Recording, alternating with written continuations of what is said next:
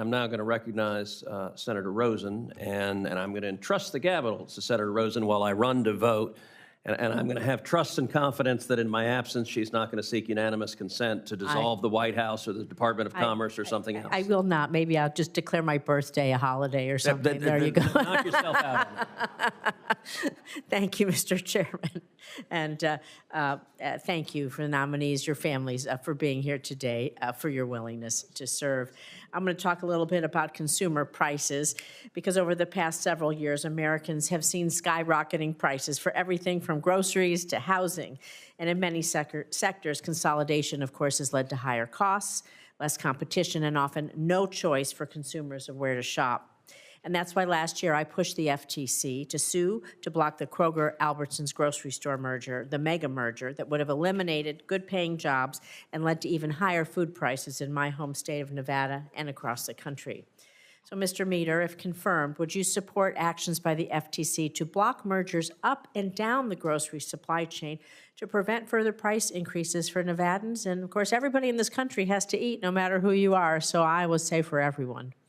Thank you, Senator. I share those concerns. As a father of 6, I pay a lot of attention to our grocery bill, and I think it's an incredibly important topic. And yes, I can commit that if confirmed, I'll do everything I can to ensure that we're enforcing competition up and down the grocery supply chain. And would you take action to review whether bad actors are taking advantage of the current supply chain issues? We know that there's dire egg shortages. We want to be sure that people aren't price gouging. And so will you commit to working on that as well? Yes, Senator, I'd be happy to help the staff and commissioners look into those issues. And another thing, we're talking about AI and, of course, surveillance pricing. It's a new strategy where companies use personal data to change prices in real time for individual consumers. And so this presents clear opportunities for discrimination and for price gouging, as the goal of surveillance pricing is to offer the highest price to the specific customer who's willing to pay. For example, a new mom shopping for diapers, seniors for over-the-counter medication, or construction workers, well, in Las Vegas, it's pretty hot out there, and Gatorade on a hot, sunny day. And so as the new FTC chair recently withdrew the request for comments that the commission had open on surveillance pricing. He closed it nearly 3 months early. I'm concerned that this signals a lack of concern about rising consumer prices and the FTC's mandate to protect Americans from these discriminatory practices. So again, would you commit to support publishing the comments received under the FTC's RFI and surveilling pricing and support the publication of those findings? I think this is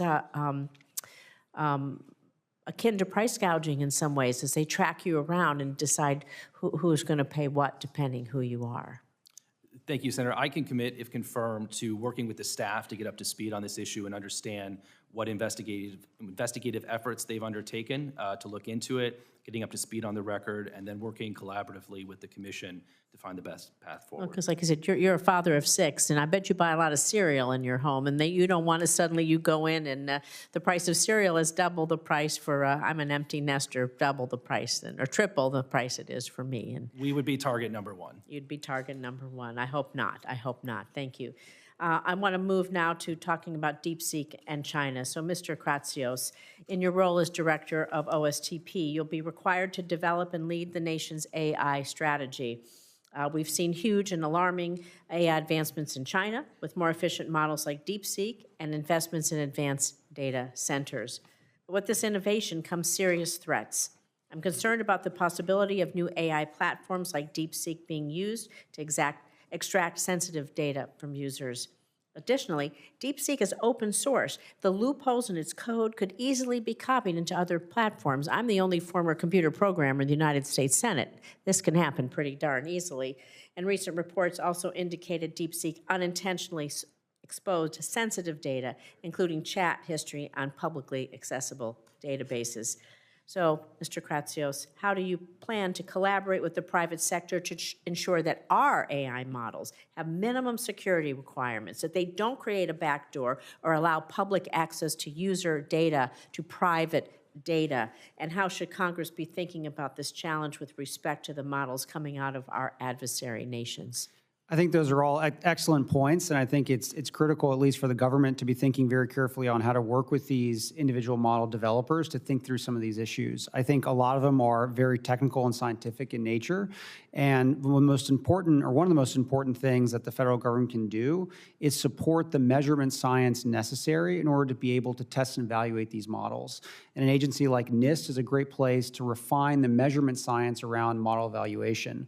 I think the CEO of Anthropic was here in the Senate just 2 years ago, and when he was discussing some of the challenges he's facing was that the technological methodologies necessary to actually evaluate these models still did not exist. And this is a great opportunity for standards-making agencies like NIST to do the appropriate work on how you measure these models, and then they can be tested for all the variety of things that you discussed. Thank you. And before I close it out, I'm just going to say I hope you would agree that we need a highly technical and skilled workforce in order to do this and protect America.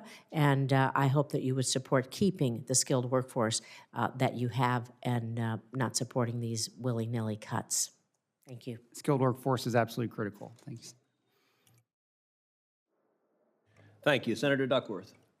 I was this close to the gavel, Mr. Chairman, this close. No.